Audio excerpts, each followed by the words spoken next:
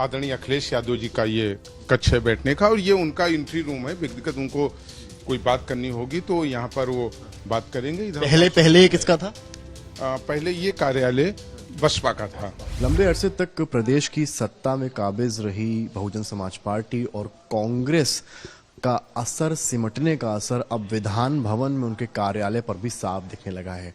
बसपा और कांग्रेस का कार्यालय अब मिल गया है समाजवादी पार्टी को। हमारी मौजूदगी इस वक्त विधानसभा में है और जो तस्वीरें आप देख रहे हैं वो विधानमंडल समाजवादी पार्टी, अखिलेश यादव नेता प्रतिपक्ष की और समाजवादी पार्टी का पूरा कार्यालय ये है। हालांकि पहले भी कार्यालय था लेकिन उसका हिस्सा शायद पहले कम था, लेकिन अब क्योंकि जो मानक है उनके हिसाब से बसपा के 1 विधायक हैं, कांग्रेस के 2 विधायक हैं, जिसके चलते उनका जो केबिन उनको केबिन दिया गया है और कार्यालय जो है उनका काटकर समाजवादी पार्टी को दे दिया गया है। हम वो दिखाने आपको आए हैं कि आखिर किस तरह से फेरबदल विधानसभा में किया गया है। यहां से आप अंदर आते हैं, ये विधानसभा में अंदर आते हैं और समाजवादी पार्टी का एक कार्यालय है। हम भी समझेंगे और हमारे साथ इस वक्त मुख्य सचेतक भी हैं, पूर्व मंत्री हैं, समाजवादी पार्टी के विधायक मनोज पांडे जी भी हैं। मनोज जी, कितना चेंज है? जैसे कि यहाँ पर अभी हम आए हैं, ये तो समाजवादी पार्टी का था, इसमें हिस्सा बसपा का और कांग्रेस का कैसे जुड़ा है? नहीं, देखिए, माननीय विधानसभा अध्यक्ष जी ने जैसे विधानसभा में तमाम तरीके का बदलाव किया है, हम उनको धन्यवाद भी देंगे कि एक नया परिवर्तन विधानसभा में दिखाई दे रहा है माननीय अध्यक्ष जी की प्रेरणा से और उनके दिशा निर्देश में।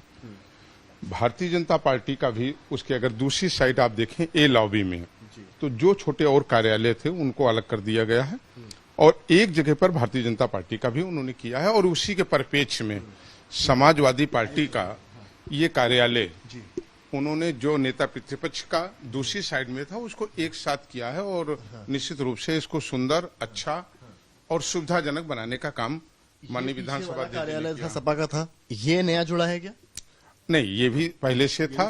ये समाजवादी पार्टी के कार्यालय में चलते हैं हम लोग। जी जी जी, तो आपको मैं लेकर चल रहा हूँ उस हिस्से की तरफ। देख रहे हैं ये समाजवादी पार्टी के पास ही था ये कार्यालय और ये यहाँ पर पहले भी नेता प्रतिपक्ष का ये कमरा हुआ करता था। लेकिन इसके बाद जब आप आगे चलेंगे इस ओर तो आप देखेंगे, इस ओर हम लेकर चलेंगे। ये वो हिस्सा आपको लेकर चल रहा हूँ जहां पर बसपा और कांग्रेस के कार्यालय थे जिनको अब सभा में जोड़ा गया है। आकर मैं चलूंगा यहाँ पर, लेकर आपको आऊंगा। यहाँ पर आप देखेंगे, बताइए। ये जहां तक आप देख रहे हैं माननीय नेता प्रतिपक्ष आदरणीय अखिलेश यादव जी का ये कक्ष है बैठने का, और ये उनका एंट्री रूम है। व्यक्तिगत उनको कोई बात करनी होगी तो यहाँ पर वो बात करेंगे। इधर पहले किसका था? पहले ये कार्यालय बसपा का था। अब हम जैसे आगे बढ़ रहे हैं, अगला कार्यालय ये किसका था? पहले ये कार्यालय कांग्रेस का था जिसको इसी में मर्ज करके और एक साथ किया गया है। कांग्रेस और बसपा को अलग दिया गया है। राउंड टेबल मीटिंग भी आप लोग के लिए बना? हाँ, ये राउंड टेबल मीटिंग है जहां पर माननीय नेता प्रतिपक्ष पार्टी के राष्ट्रीय अध्यक्ष जी उन्हें कोई गंभीर विषयों पर जब कोई चर्चा करनी होगी तो यहाँ पर वो बैठेंगे और चर्चा करेंगे। लेजिस्लेटर्स के मोबाइल फोन्स और बैनर्स तो सरकार ने जो है विधानसभा की तरफ से बंद किया। नहीं, मैं समझता हूँ लोकतंत्र का वो एक हिस्सा था और उस पर इतनी जल्दी कोई रोक नहीं लगानी चाहिए। मोबाइल का भी देखिए आशय है, जो विधानसभा का मेंबर चुन करके आया है उसे लगातार जनता के संपर्क में रहना होता है और अगर जनता के साथ कोई मुसीबत आ जाए, मिस हैपनिंग हो जाए, उसके साथ कोई घटना दुर्घटना हो जाए, उसे हॉस्पिटल में एडमिट कराना पड़े, तो हाउस में हम मोबाइल तो नहीं सुनते थे लेकिन मैसेज को हम देख लेते थे, व्हाट्सएप मैसेज देख लेते थे और 2 मिनट का समय निकाल करके उस पीड़ित व्यक्ति की मदद कर देते थे। हम अभी यहाँ पर आए हैं तो यहाँ ये किसका कक्ष है? पहले था हाँ, ये कांग्रेस का ही था, कांग्रेस में ही था और अब ये समाजवादी पार्टी के साथ ये जुड़ा है। मोबाइल का जिक्र कर रहे थे, जो लेजिस्लेटर्स हैं, विधायक हैं, मोबाइल ला सकते हैं लेकिन सत्र जब शुरू होगा तो अंदर उसको नहीं ले आ सकते। यही सवाल ये है कि वो सत्र 8 घंटे का भी हो सकता है और 12 घंटे का भी हो सकता है। और अगर हमारे परिवार या हमारे परिवार रूपी जो हमारी क्षेत्रीय जनता है उसको हॉस्पिटल में एडमिट कराना हो, मेडिकल ट्रीटमेंट दिलाना हो, कोई मिस हैपनिंग हो गई हो, थाने में कुछ कहना हो, उसकी जान बचानी हो, उन परिस्थितियों में ये संदेश कैसे हम तक आएगा कि जिसके लिए हम चुन करके आए हैं उसको हम कैसे मदद करें। और हमको लगता है कि हमारी सबसे बड़ी जिम्मेदारी जहां हाउस में कानून बनाने की है, विधेयक पर चर्चा करने की है, जनता की आवाज उठाने की है, वहीं अपने उस परिवार के साथ खड़े रहने की भी है। प्रोटेस्ट कैसे करेंगे? बैनर्स तो बंद हो गए। 66 इयर्स में फर्स्ट टाइम आएगी इस तरह का।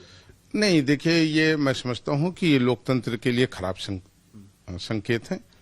विपक्ष अगर विरोध नहीं करेगा, अपनी बात को नहीं रख पाएगा, अपनी बात को इंगित नहीं कर पाएगा, दिखा नहीं पाएगा, तो ये कहीं ना कहीं डेमोक्रेसी को कमजोर करने की एक नई प्रथा का और चलन होगा। मेरा मानना है कि लोकतंत्र में हाउस भी वो स्थान है जहां हम किसान की बात, गरीबी की बात, महंगाई की बात, बेरोजगारों की बात, लॉ एंड ऑर्डर की बात, खराब स्वास्थ्य मुख्य व्यवस्था की बात- सचेतक हैं पार्टी के, इस मुद्दे को उठाएंगे? नहीं, निश्चित रूप से उठाएंगे, निश्चित रूप से उठाएंगे जी। मनोज पांडे हैं, पूर्व मंत्री हैं, और आपको जिस तरह से हमने दिखाया किस तरह से कक्षों को जोड़कर समाजवादी पार्टी को बढ़ाया गया, ठीक वैसे बीजेपी को भी बढ़ाया गया, लेकिन यहां पर क्योंकि जिन दलों ने यूपी में सालों तक राज किया, उनकी राजनीति जिस तरह से बिखरी है, उसी का एक उदाहरण आपको विधान भवन में भी देखने को मिलता है। कैमरामैन रोहित के साथ समर्थ श्रीवास्तव, लखनऊ।